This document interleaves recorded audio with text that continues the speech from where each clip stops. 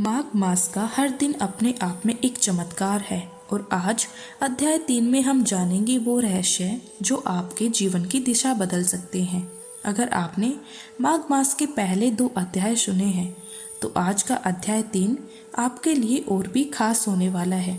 क्या आप जानते हैं कि माघ मास में किया गया एक छोटा सा पुण्य भी जीवन भर का फल दे सकता है। आइए शुरू करते हैं माघ मास अध्याय 3।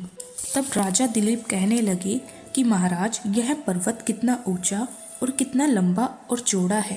तब वशिष्ठ जी कहने लगे कि 36 योजन ऊंचा, ऊपर चोटी में 10 योजन चौड़ा और नीचे 16 योजन चौड़ा है, जो हरी, चंदन, आम, मदार, देवदार और अर्जुन के वृक्षों से सुशोभित है। दुर्भिक्ष से दुखी होकर इस पर्वत को फल और फूलों से परिपूर्ण देखकर भृगु वहीं रहने लगे और यहाँ पर कंदराओं वनों और उपवनों में बहुत दिनों तक तप कर रहे हैं। इस प्रकार जब भृगु ऋषि वहाँ पर अपने आश्रम पर रह रहे थे, एक विद्याधर अपनी पत्नी सहित उतरा। वे अत्यंत दुखी थे। उन्होंने भृगु ऋषि को प्रणाम किया और ऋषि ने बड़े मीठे स्वर में उनसे कहा कि हे विद्याधर, तुम बड़े दुखी दिखाई देते हो, इसका क्या कारण है? तब विद्याधर कहने लगे कि महाराज, पुण्य के फल को पाकर, स्वर्ग पाकर तथा देवतुल्य शरीर पाकर भी मेरा प्रमुख व्याघ्र जैसा है। मेरे दुख और अशांति का यही कारण है। न जाने किस पाप का फल है। मेरे चित्त की व्याकुलता का दूसरा कारण भी सुनिए।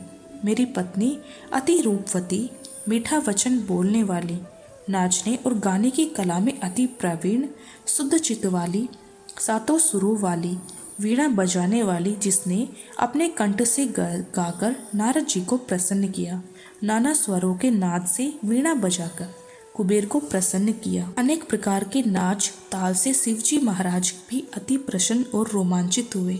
सील, उदारता, रूप तथा यौवन में स्वर्ग की कोई अप्सरा भी इस जैसी नहीं है। कहाँ ऐसी चंद्रमुखी स्त्री और कहाँ मैं व्याघ्र मुख वाला। यही चिंता सदैव मेरे हृदय में जलाती है।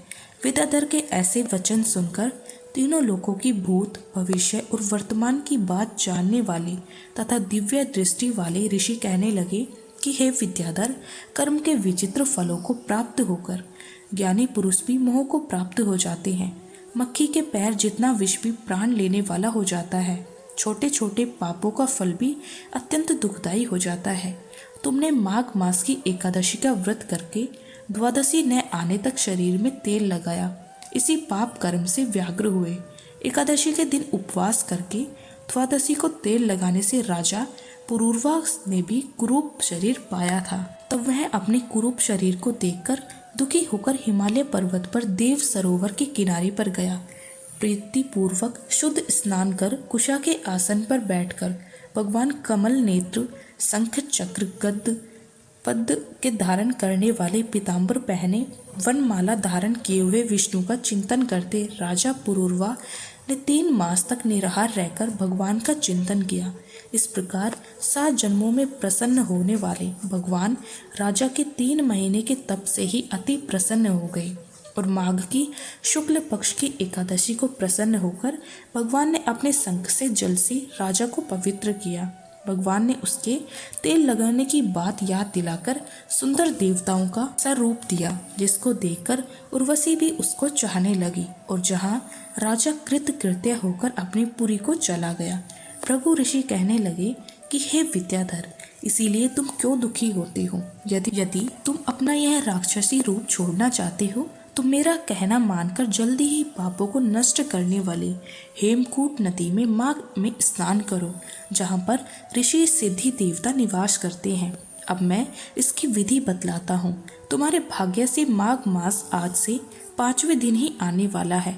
पौष शुक्ल एकादशी से इस व्रत को आरंभ करो। भूमि पर सोना जितेंद्रिय रहकर दिन में 3 समय स्नान करके महीना भर निराहार रहो। सब भागों को त्याग कर तीनों समय भगवान विष्णु का पूजन करो।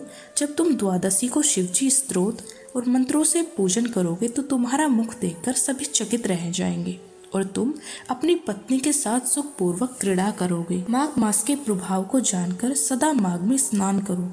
पाप दरिद्रता से बचने के लिए मनुष्य को सदा यत्न से माघ मास का स्नान करना चाहिए। स्नान करने वाला इस लोक तथा परलोक में सदा सुख पाता है। वशिष्ठ जी कहते हैं कि हे दिलीप, भृगु जी के यह वचन सुनकर वह विद्याधर अपनी स्त्री सहित उसी स्थान पर पर्वत के झरने में माघ का स्नान करता रहा और उसके प्रभाव से उसका मुख देव सदृश्य हो गया और वह मणिग्रीव पर्वत पर आनंद से रहने लगी। भृगु जी भी नियम की समाप्ति। इसी के साथ माघ मास का अध्याय 3 पूर्ण होता है। भगवान की कृपा हम सभी पर बनी रहे। अगले अध्याय में और भी दिव्य प्रसंगों के साथ आपसे फिर मिलेंगे। जय श्री हरि, जय श्री श्याम।